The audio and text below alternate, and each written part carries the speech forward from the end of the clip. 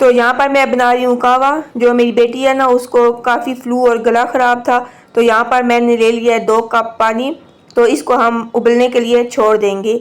जब ये उबल जाएगा फिर हम इसमें 1 अदद शामिल करेंगे ये मोटी इलायची। अगर बड़ों के लिए बना रहे हैं तो एक और भी शामिल कर सकते हैं।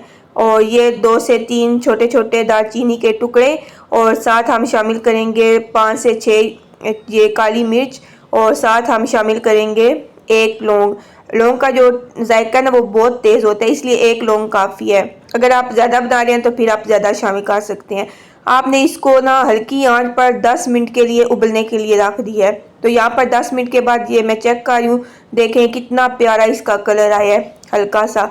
फिर हम इसको छान लेंगे और इसके बाद हम इसमें शामिल करेंगे 1/2 टेबल स्पून हनी का। आप अपने जायके के हिसाब से इसमें शामिल कर सकते हैं।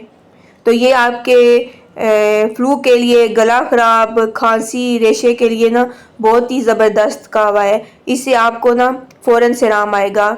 2 से 3 दफ़ा बनाकर पिए।